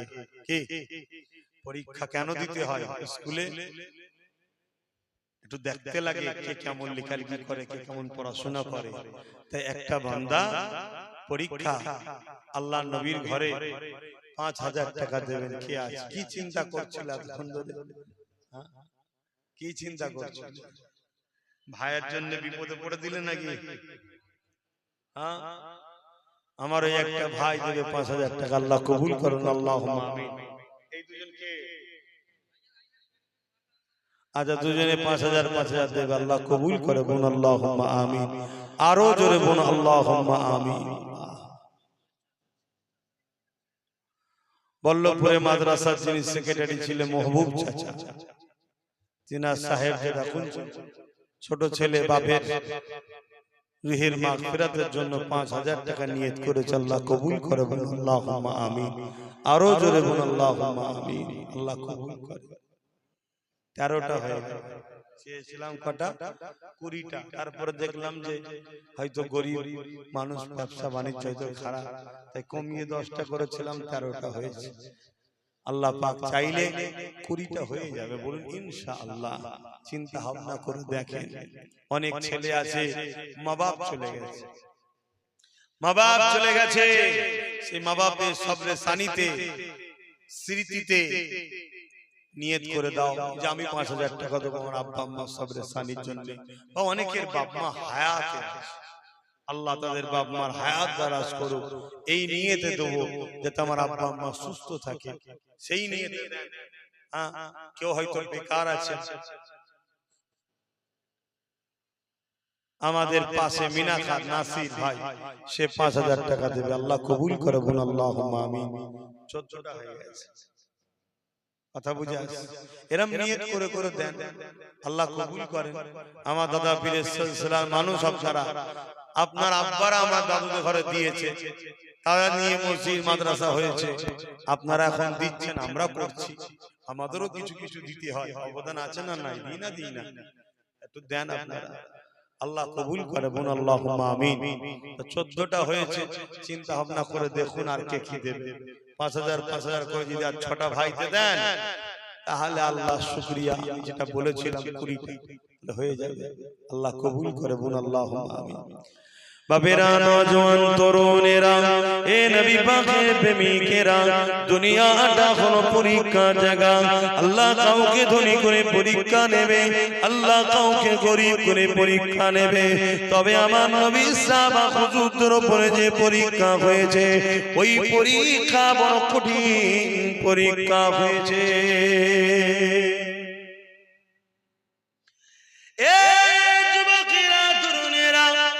আল্লাহ নবী সাহাবা হুজুরদিগকে জালিম অত্যাচারী শাসকেরা এমন করে জোর করে আল্লাহ থেকে, রাসূলের থেকে, দ্বীন ইসলাম থেকে সরাবার চেষ্টা করেছে। তারা কিন্তু কোনোভাবে আল্লাহ ও রাসূলকে ছেড়ে চলে যায় না। এমনও দিন গেছে আল্লাহ নবীর একজন সাহাবী হযরত খাব্বাব রাদিয়াল্লাহু তাআলা তিনাকে হযরত ওমর ফারুক হুজুর জিজ্ঞাসা করলেন, ও ভাই হযরতে ও খাব্বাব, শুনেছি নাকি ইসলামের প্রথম সময়ে আপনি ঈমানের কলেমা পড়েছিলেন, আপনার উপরে অনেক জুলুম অত্যাচার হয়েছে, তাই জানতে চাই কি জুলুম হয়েছে? আল্লাহ নবীর সাহাবী হযরত খাব্বাব হুজুর এইভাবে নিজের কোমরের অংশটাকে দেখালো, তোমার আমার মনুষ্য জাতিকে সুন্দর করে আল্লাহ বানিয়েছে, এই কোমরের অংশে গোশত দিয়েছে, কিন্তু হযরত নবী সাহাবী খাব্বাব হুজুরের পুরো কোমর খানা প্লেন হয়ে গিয়েছিল। হযরত সাহাবী খাব্বাব হুজুরকে হযরত ওমর ফারুক হুজুর জিজ্ঞাসা করেছিল, আপনার এই কোমরের অবস্থা কেন? আল্লাহর জমিনে এরকম কোমর তো কারো দেখি নাই। হযরত খাব্বাব হুজুর বলেছিলেন, ও হযরত ওমর ভাই, আমি যখন ঈমানের কলেমা পড়ি, দুনিয়ার জালিম শাসক আবু জেহেল, উতবা, সাইবা, উমাইয়ারা যখন জানতে পারে, আমাকে নিয়ে গিয়ে তারা বুঝাতে লেগেছিল, আল্লাহকে ছেড়ে দাও, নবীকে ছেড়ে দাও, না হয় তোমার উপরে অনেক জুলুম অত্যাচার হবে।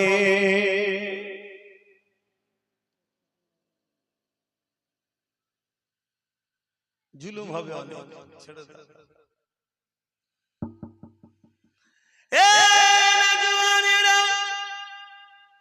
আল্লাহ নবী সাহাবী হযরত খাব্বাব রাদিয়াল্লাহু তাআলা বলেছিলেন, এ জালিম নিষ্ঠুর পাষাণেরা, তোমরা যাই করো না কেন, আমরা আল্লাহ ও রাসূলকে ছাড়ব না। তোমার যেটা পছন্দ তুমি করো, আমার যেটা পছন্দ আমি করছি, আমার উপরে কেন জুলুম করো? না না না, আজকের জালিমরা যেমন জোর করে মসজিদ নিতে চাইছে, জোর করে মাদ্রাসা নিতে চাইছে, এদেরই পূর্বপুরুষরাও জুলুম অত্যাচার যুগ যুগ ধরে করে এসেছে। এ যুবকেরা, তরুণেরা, কিন্তু মনে রাখবেন, যুগে যুগে হাজারো লাখো আমাদের পূর্বপুরুষরা কুরবানি দিয়েছে, লাখো লাখো কোটি কোটি মুসলমান কুরবানি হয়ে গেছে, কিন্তু দুনিয়া জমিনের ইতিহাসের পাতা সাক্ষী দিয়েছে, কারবালা যখনই ঘটেছে তখনই ইসলামের রনক বেড়েছে। এই যে যুগে যুগে ছিল, আছে, থাকবে, জালিম যুগে যুগে ছিল, আছে, থাকবে, তারা মিটে গেছে, কিন্তু ইসলামের অনুসারী যুগে যুগে যুগে যুগে বেড়ে যাচ্ছে। আজ আমেরিকা বলো, ব্রিটেন বলো, ফ্রান্স বলো, জাপান বলো, পৃথিবী জুড়ে আল্লাহ নবীর দিবানা বাড়তে লেগেছে। ঈমানের কলেমা পড়ে পশ্চিমা দুনিয়ার মানুষেরা দলে দলে দলে দলে ইসলামের ছায়া তলে আসছে। এ যুবক, শুনে রেখে দাও, ইসলাম ছিল, আছে, থাকবে, একে মিটাবার জন্য কোনো মা সন্তান পয়দা দেয়নি। কেন? আল্লাহ এর হিফাজতের দায়িত্ব নিয়েছে, কিন্তু দুঃখ টেনশনের বিষয় হলো, তোমার আমার কর্মের ফলের জন্য তোমার আমার বাচ্চা কোনো দিন পাবে কিনা সন্দেহ, তোমার আমার কর্মের জন্য তোমার আমার বাচ্চাগুলোকে ছোটবেলায় কাফন পরে নিতে হবে নাকি, এটাই সন্দেহ, এছাড়া অন্য কিছু নয়। কেন? তুমি আমি ভুল অনেক করেছি, তুমি আমি সারা জীবন বেঈমান মুনাফিকদের পেছনে ঘুরে বেরিয়েছি, কখনো নিজেদের পায়ে দাঁড়াবার স্বপ্ন দেখলাম না। নিজেদেরকে বিক্রি করতে করতে করতে আজ নিজের বাচ্চার ভবিষ্যৎটাও বিক্রি করে দিলা। এই যুবকের আল্লাহ নবী সাহাবী হযরতে খাব্বাব হুজুর বলতে লাগলো, ও হযরতে ভাই ওমর রে, তারা যখন এই কথা শুনলো আমি আল্লাহ নবী ছাড়বো না, তারা তখন আগুন তৈরি করে ওই আগুনের উপরে আমাকে বসিয়ে দিয়ে তারা তখন বলতে লাগলো, খাব্বাব রে, এখনো সময় আছে, আল্লাহ রাসূলকে ছেড়ে দাও। এই যুবক শুনে রেখে দাও, তোমার যদি একটা আগুনকে সামান্য একটু আগুনের মধ্যে দেওয়া হয়, এটা দিয়ে যা বলাবে তুমি বলে দেবে, কেন তোমার অন্তরে নবীর প্রেম আদব বড় দুর্বল, বড় কমজোর। কিন্তু সাহাবা হুজুরদের উপরে কি জুলুম হয়েছে দেখো, তাদেরকে আগুনে বসিয়ে দিয়ে জিজ্ঞাসা করা, হে তুমি আল্লাহ রাসূলকে ছেড়ে দাও। এদিকে কোমরের গোশত পড়তে পড়তে পড়তে পড়তে গোশত থেকে দেখবেন পানি বাহির হয়, এই পানিতে আগুনগুলো বন্ধ হয়ে যাচ্ছে, আবার আগুন ধরানো হচ্ছে, আবার বসানো হচ্ছে, আবার গোশত থেকে পানি ঝরছে, আবার আগুন ধরানো হচ্ছে। কিন্তু তথাপিও তারা এত কষ্ট সহ্য করে আল্লাহ ও রাসূলকে ভুলে যায়নি। আরো জোরে বলুন সুবহান। আজকে আমাদের অবস্থা, আমাদের কি হবে? ঈমান মজবুত করো, ঈমান মজবুত করো, আল্লাহ রাসূলকে ভালোবাসো, তবেই তো তোমার দুনিয়াতেও কামিয়াবি, আখিরাতেও কামিয়াবি হবে। বিরক্ত করছি না কি গো? পিছনে বলছে মুস্তাকিম বলে একটা ভাই আছে, সেও বাইরে থাকে, 10,000 টাকা দেবে, আল্লাহ কবুল করে, বলুন আল্লাহুম্মা আমিন। আরো জোরে বলুন না আল্লাহুম্মা আমিন।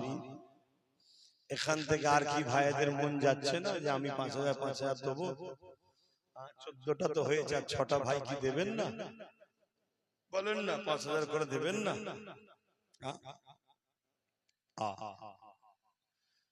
আমার ভাইয়েরা যদিও বা ধরে ধরে ধরে ধরে একটু এসে বসেছো, বেশি আবার চাঁদার কথা বললে অনেক ভাই পিঠ দেখতে চলে যাবে। হ্যাঁ যাও ভাই, 3 বছর বলেছিলাম না? গত বছর এসে অনেক জায়গায় বলেছিলাম না 3 বছর অপেক্ষা কর, চোখ দিয়ে পানি নয় রক্ত বেরোবে বলেছিলাম তো। সামনে জানুয়ারি এলে 1 বছর হয়ে যাবে, আর থাকবে কত বছর? হ্যাঁ 2 বছর। আল্লাহ তোমারও হায়াত দিক, আমারও হায়াত দিক, দেখা যাক না, দেখা যাক কি হয়।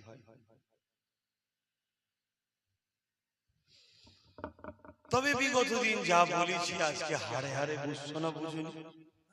এই কিছুদিন আগে দিল্লি গেলাম, গত বছর দিল্লি গিয়ে ঈদগাহ দেখেছিলাম, এই বছর দিল্লি গেলাম, দেখলাম সোশ্যাল মিডিয়ায় দেখেছেন না, ঈদগাহ জায়গায় জোর করে দখল করার জন্য পুলিশ নামিয়ে হই হই হলো, দেখলেন না? হ্যাঁ সাইজ করে দিয়েছে। এই কথা বুঝছেন না? বুঝুন, কারণ পুলিশ তারা আমাদের কথা শুনবে না, পুলিশ তো যাদের কথা শুনবে তাদের পক্ষে তো আমরা খুব তাকবীর দিয়ে তুলে থাকি, তাই তো নাকি? হ্যাঁ তাই বাস হয়ে গেল, এরকম কন্টিনিউ হচ্ছে। আল্লাহ আমাদেরকে বোঝ জ্ঞান দিক, বলুন আল্লাহুম্মা আমিন। আল্লাহ হিদায়াত করুক, ন্যায়ের পক্ষে সত্যের পক্ষে নিজেদের বাচ্চাদের ভবিষ্যৎ দিয়ে খেয়াল করে, কারো লুটান নয়, কারো বিরোধী নয়, নিজের ইজ্জত নিজের পায়ে দাঁড়াবার আল্লাহ তৌফিক দিক, বলুন আল্লাহুম্মা আমিন। বলেন কে আছে? আর 6টা বান্দা, 14টা হয়েছে। হাবড়া থেকে সাবির ভাই, তোমার আম্মার নামে 20,000 টাকা দেবে, আল্লাহ কবুল করুন, বলুন আল্লাহুম্মা আমিন। আহা, মায়ের কথা যখন মনে পড়েছে, মা কত ভালোবাসার জিনিস, নিজের জান কলজে সব কিছুকে দিয়ে বাচ্চাকে বড় করেছে। এখানে 3টে বাপ ভাই মায়ে বাবের জন্য, 6টা বান্দা বাপ মার জন্য হাত তুলতে পারবেন যে আপনি আমার বাপ মার জন্য 5,000 টাকা দেবো? 6টা বান্দা হাত তুলতে পারবেন? দেখি প্রথম কে দেখি আছে মা বাপের ভালোবাসায় 5,000 টাকা দেবেন? কেউ আছে মা বাপের ভালোবাসায়? আপনারা 5টা দিন একটা আমি দিয়ে দেবো। আমি প্রথমেই দিদি আমার আব্বা আম্মার জন্য দোয়া করবেন, আল্লাহ তাদের জন্য দীর্ঘ হায়াত দারাজ করে, সুস্থ রাখে, ভালো রাখে। আমি আব্বা আম্মার নেক হায়াতের দোয়ার আশায়, সুস্থতার আশায় আমি 5,000 টাকা দান করলাম, আল্লাহ কবুল করে, বলুন আল্লাহুম্মা আমিন। আর 5টা মানুষ বলুন বাপ মার ভালোবাসায়, কে আছে যাদের বাপ মা চলে গেছে সাবরেসানির জন্য বা হায়াতে আছে হায়াতের জন্য? দেখি ভালোবাসার বাপ মার সন্তানেরা কে আছে? আপনার নামটা শুনলে যদি এই গ্রামের মানুষ হন, বাপ মার দিলটা বড় খুশি হবে যে আমার বাচ্চা আমার জন্য দিচ্ছে। কেউ নেই বাপ মার ভালোবাসার মানুষ। 5,000 টাকা বেশি কিছু চাইনি, 5,000 টাকার আজকের দিনে কোনো মূল্য নাই। আপনাদের পকেটে সবার যা মোবাইল আছে, একটা 12,000, 15,000, 20,000 টাকা দাও। কথা বুঝে আসছে? এখানে হয়তো অনেকের বাপ বসে আছে, কেউ যদি বলেন যে আমি আমার আব্বার জন্য দেবো, আম্মার জন্য দেবো, সেই বাপটাও খুশি হবে। বলুন 5,000 টাকা দিবার কেউ আছে আব্বা আম্মার জন্য? ওই ছেলেটা কি সারা কে, কি নাম তোমার? মিজানুল ইসলাম। আব্বা আম্মা হায়াতে আছে? আল্লাহ নেক হায়াত দারাজ করো। দেখুন মাটা খুশি হবে না? হাই রে হাই রে হাই রে, 10 মাস 10 দিন পেটে রেখেছিলাম, 2.5 বছর কম বেশি, এমন করে আরো সারা জীবন লালন পালন বাচ্চার জন্য বাপ মা কুরবান হচ্ছে। সেই বাপ মার জন্য 5,000 টাকা আল্লাহ তার আব্বা আম্মাকে সুস্থ রাখে, নেক হায়াত দারাজ করে। বলুন আল্লাহুম্মা আমিন। আরো জোরে বলুন আল্লাহুম্মা আমিন। আর 4টে ভাই বাপ মার জন্য। হাড়োয়া জিয়ারুল ভাই প্রতি বছরে দেয়, এবছরও দিচ্ছে, আল্লাহ কবুল করে। বলুন আল্লাহুম্মা আমিন। আল্লাহ পাক তিনার মনের নেক আশাকে কবুল করে। বলুন আল্লাহুম্মা আমিন। নারী দিবে বলুন, বলুন। আর 3 জন দরকার বাপ মার জন্য, 3টে দরকার। এখানে 3টে মায়ের সন্তান, বাপের সন্তান হাত তুলে বলুন যে আমি আমার আব্বা আম্মার জন্য দেবো। কি নাম? আবিদুল ইসলাম। আহা, তো নসিব আল্লাহ বড় করে। বন্দুকের গুলি মিস হয়ে যাবে, বাপ মা দোয়া মিস হবে না। আব্বা আম্মা আছে? এ ভাই আব্বা আম্মা আছে? আল্লাহ নেক হায়াত দারাজ করুক, সুস্থ রাখুক, ভালো রাখুক, মা বাপের দোয়া নসিব কবুল করুক, আল্লাহ ধনী করুক। বলুন আল্লাহুম্মা আমিন। আরো জোরে বলুন আল্লাহুম্মা আমিন। আর দুটো কে আছে? দুটো বান্দা বাপ মার জন্য দেবে। তোমরা এখানে কি করছো? যারা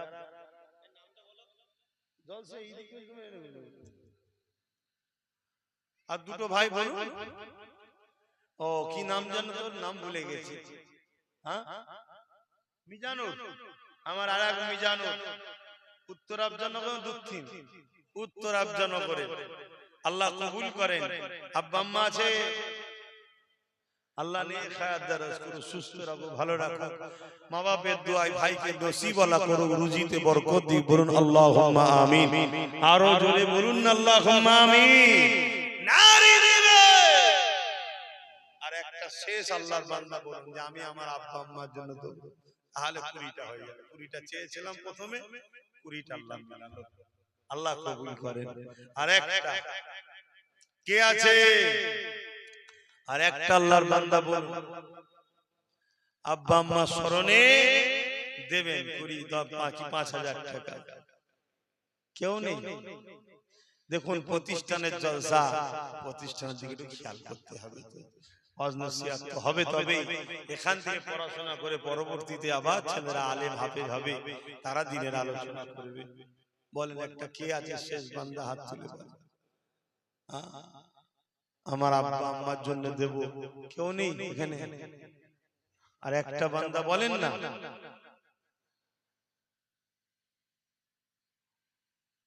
কত টাকা কত দিকে চলে যায়। আজকে অনেকের বাপ মা চলে গেছে। হ্যাঁ, ছেলেরা রয়েছে, বাপ মা সাবরেসানির জন্য তো খরচ করা দরকার। তবে যারা দিচ্ছেন হায়াতে আছে, বড় খুশি হবে বাপ মার মনটা যে আমার বাচ্চা আমার জন্য দিচ্ছে। আল্লাহ মা বাপের দোয়া কবুল করেন। আর একটা বান্দা বলেন আল্লাহ কবুল করেন। কে আছে? কেউ নেই? আল্লাহ নবী জানালেন মান রাদিয়ানহু ওয়ালিদাহু ফালা নানহু রাদি। মা বাপ যার উপরে রাজি, আমি আল্লাহ তার উপরে রাজি। এ যুবকেরা, আল্লাহ নবী দরবারে একটা যুবক ছেলে চলে আসলো। আন আবি উমামা আন্না রাসূলানি ক্বালা ইয়া রাসূলুল্লাহ মা হাক্কুল ওয়ালিদাইনি আলা ওয়ালাদি ক্বালা হুমা জান্নাতুকা নারুকা। ইয়া রাসূলুল্লাহ, ইয়া হাবিবাল্লাহ, মা বাপের উপরে ছেলেদের হক কি? আল্লাহ নবী বললেন হুমা জান্নাতুকা নারুকা।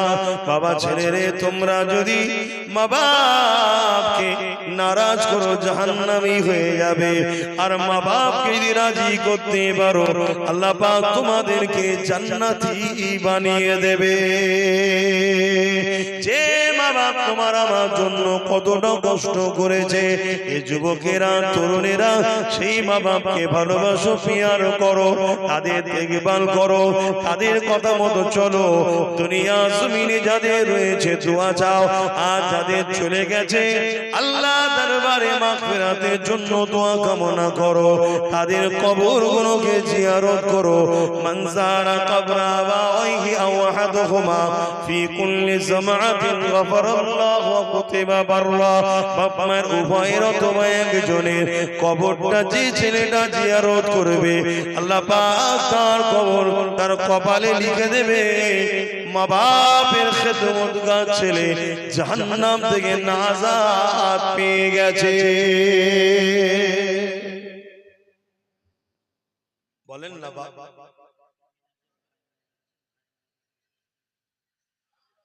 সাবির আলম, তোমার আব্বা আম্মা আছে? আল্লাহ পাক নেক হায়াত দারাজ করুন, বলুন আল্লাহুম্মা আমিন। আরো জোরে বলুন আল্লাহুম্মা আমিন। আমার আরেক ভাই, তার ভাই ইন্তেকাল হয়েছে।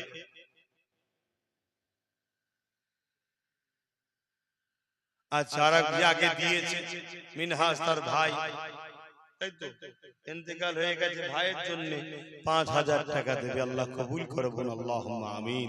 আরো জোরে বলুন আল্লাহুম্মা আমিন। আমাদের কুতুব ভাই 1000 টাকা আব্বা আম্মার নামে দেবে। আল্লাহ তার মনের আশাকে কবুল করে, বলুন আল্লাহুম্মা আমিন। আরো জোরে বলুন আল্লাহুম্মা আমিন। এই কুতুব ভাইকে ধরে এই অনুসরণ করে এখানে বলুন যাদের মুরব্বিরা রয়েছে, আব্বা আম্মা চলে গেছে, বাপ মা সাবরে সানির জন্য 1000 করে টাকা কারা কারা দেবেন একটু হাত তুলেন দেখি। কটা ভাবো বাপ মার ভালোবাসার লোক আছে দেখি। 1000 করে টাকা হাত তুলে, লম্বা লম্বা করে হাত তুলে। যাদের হায়াতে আছে হায়াতের জন্য, যাদের চলে গেছে সাবরে সানির জন্য। হাতগুলো গুনবো, 1টা 2টো 3টে 4টে 5টা হাত তুলে রাখবে, হাত নামাবেন। 5টা 6টা 7টা, আর কই 8টা 9টা 10 11 12 হাত নাবা। 12টা হলো। এতগুলো মানুষের মধ্যে 12টা কি গো, আপনারা আব্বা আম্মার জন্য দেবেন না? 1000 করে টাকা দেন, 1000 করে টাকা দেন। কমসে কম এটাও 20টা করুন, আর 8টা বান্দা বলুন যে আমরা আব্বা আম্মার জন্য সাবরে সানির জন্য দেবো। তুমি 2000 টাকা দেবে। মাশাআল্লাহ, নারে তাকবীর, নারে দিবে কি নাম? আবুল কালাম। 2000 টাকা আব্বা আম্মার জন্য। আল্লাহ কবুল করে, বলুন আল্লাহুম্মা আমিন। বলেন আর 8টা বান্দা দরকার, 1000 করে। 8টার মধ্যে প্রথমে কে হাত তুলবে বলেন? এই তো আমার এক ভাই হাত তুলেছে, আল্লাহ কবুল করে, বলুন আল্লাহুম্মা আমিন। 7টা দরকার, কে আছে? কে? আমার মুরব্বি চাচা 1000 টাকা দেবে। আল্লাহ কবুল করে, বলুন আল্লাহুম্মা আমিন। আর 6টা দরকার, এই এক মুরব্বি হাত তুলেছে আব্বা আম্মার জন্য। আল্লাহ কবুল করে, বলুন আল্লাহুম্মা আমিন। আর 5টা দরকার, বলেন না গো, আমার এক যুবক ভাই 1টা 2টো পর পর। আল্লাহ কবুল করে, বলুন আল্লাহুম্মা আমিন। ওই একটা হাত তুলেছে, আল্লাহ কবুল করে, বলুন আল্লাহুম্মা আমিন। আর 3টে দরকার, না 2টো দরকার, সরি 3টে হয়ে গেল, আর 2টো দরকার। ওই কোণে একজন হাত তুলেছে, আর একজন কি আছে বলুন? একটা শেষ বান্দা হাত তুলে বলুন যে আমি 1000 টাকা দেবো। কই? 1টা 2টো, আব্বাস ভাই 3টে 4টে 2000 দেবে। আচ্ছা 2000 দেবে। 4টে 1টা 4টে। আল্লাহ কবুল করে, বলুন আল্লাহুম্মা আমিন। নামগুলো একটু লিখে নাও, আল্লাহ কবুল করে, বলুন আল্লাহুম্মা আমিন। দরুদ শরীফ। আল্লাহুম্মা সাল্লি আলা সাইয়্যিদিনা মাওলানা মুহাম্মদ ওয়া আলা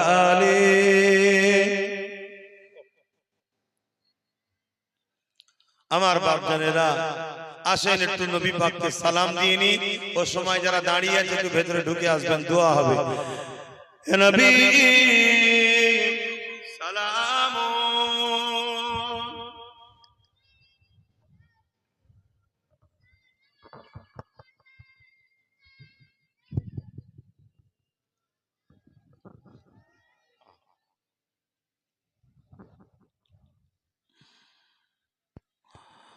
طلع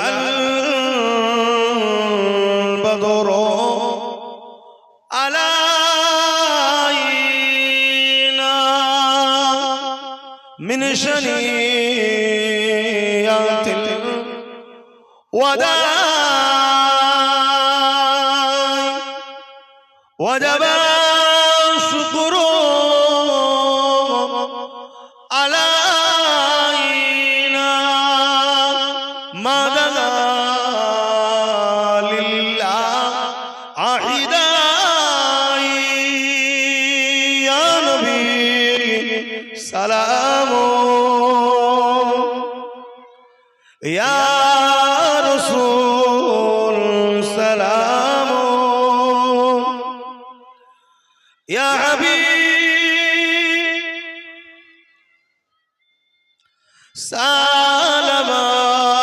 سلامات الله يا نبي مهدي إنا خوتي সব কিছু পারে দেখিতে মোদের লাশ কবরে রাখিলে লইবেন আপন করে নবী সালাম ইয়া রাসূল সালাম ইয়া হাবিব